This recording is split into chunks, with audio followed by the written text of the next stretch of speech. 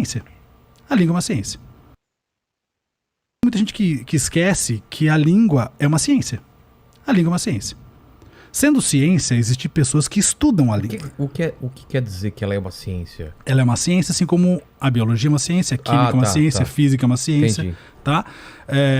História, geografia, matemática, são ciências. E a língua portuguesa, ou melhor, a língua de modo geral, não só a portuguesa, mas as línguas também têm o estudo dela. O estudo da linguística é ciência. E esse estudo é baseado em comprovações de anos e aquilo que acontece hoje. Né? A gente tem a língua de hoje formada por uma estrutura de anos. Né? Então, se eu falar da construção da língua portuguesa, a língua portuguesa nasceu lá. Tá, antes dele falar da história da língua portuguesa, como eu disse, é muita coisa para dissecar aqui. Ciência, assim, a linguística, o estudo da linguística se enquadra nas ciências sociais. Então, sim, é uma ciência. E por que é uma ciência? É muito simples. É porque tem um objeto de estudo muito bem definido e é porque tem uma metodologia, e tem metodologia de análise.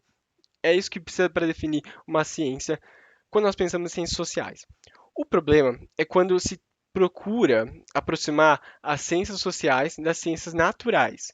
Então, o professor aqui diz que, assim como a física, a biologia, já não lembro agora os exemplos que ele deu, mas, enfim, das ciências sociais, assim como essas ciências têm o seu método de análise, tem a observação, a comprovação, não, ele diz que por causa disso, então, como a linguística é uma ciência, também ela teria que seguir essas mesmas metodologias. Assim.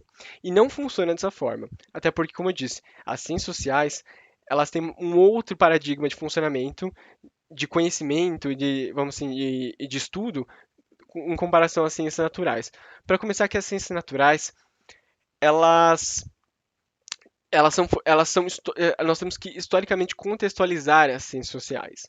Elas nascem em um contexto em que se buscava a verdade, que se buscava por meio de uma metodologia muito bem estabelecida por Descartes, se procurava estabelecer quais são as formas de investigação científica que pudesse ser usada por todas as pessoas em todos os lugares e que se chegaria às mesmas conclusões se aquela tese for de fato verdadeira.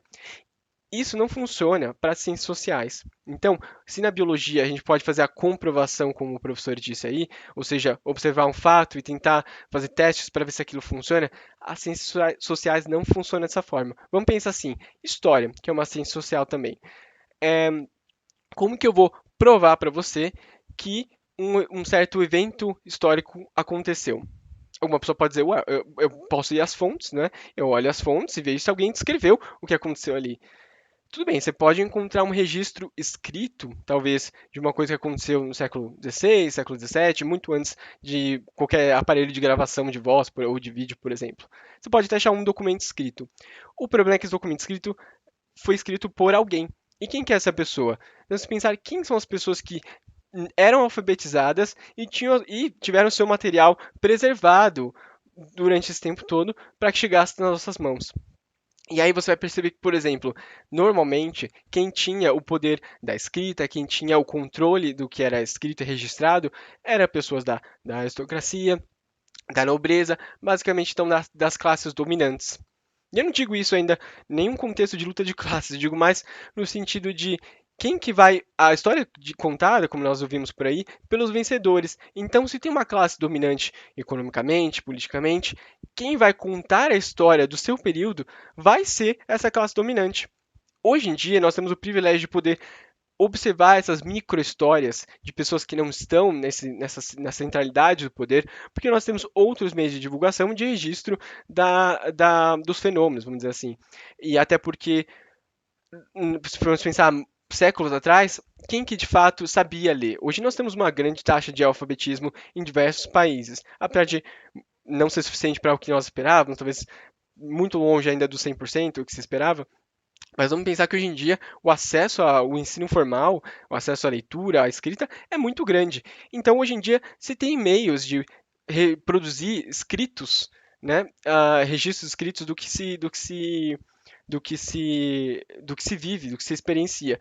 E talvez nós possamos até usar essa essa referência da parte escrita, mas temos que lembrar que a referência escrita, da fonte escrita, do documento, do registro, é uma das possibilidades de fontes, e ela está muito mais associada a uma forma eurocêntrica de pensar a história do que como se fosse a única, do que uma forma única de fazer história. É isso que eu disse. A ciência, as ciências sociais, diferentemente das ciências naturais, ela não se pode permitir, por exemplo, um método completamente infalível, incontestável, ou seja, a verdade, né? Alguns, claro, alguns cientistas das humanidades quer buscar a verdade e trata a sua forma de analisar, de avaliar a sua metodologia como uma busca pela verdade e, claro, ele considera esse caminho verdadeiro.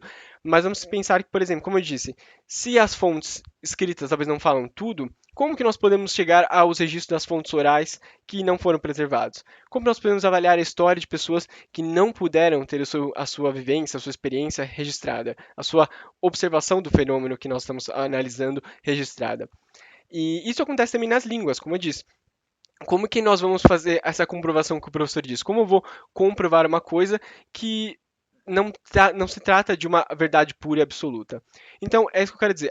O que eu quero concluir é o método de análise das ciências sociais é completamente distinto do método de análise das ciências naturais. E comparar essas duas é um comportamento que a gente tinha até o século XIX. Aliás, começo do século XX, finalzinho do século XIX ali.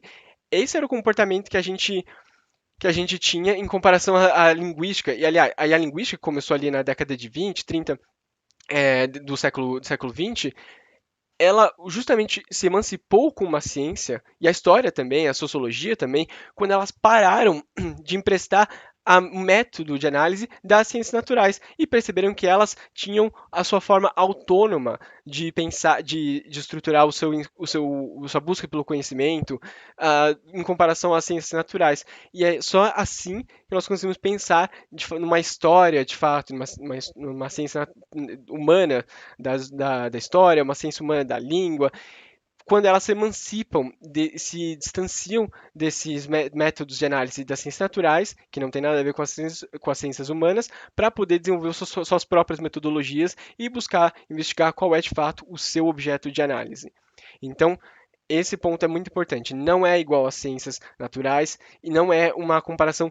Aliás, é uma comparação até antiga. Isso é uma coisa que eu falei, como eu disse, isso se fazia no século XIX, essa comparação entre ou tentar usar os métodos de análise das ciências naturais nas ciências humanas. Aliás, a sociologia por muito tempo foi tratada como se fosse uma ciência natural, né? E aquelas ideias, por exemplo, de darwinismo social, que é o mais forte, o mais adaptado sobrevive na sociedade, enfim, esse tipo de análise parte justamente dessa visão muito,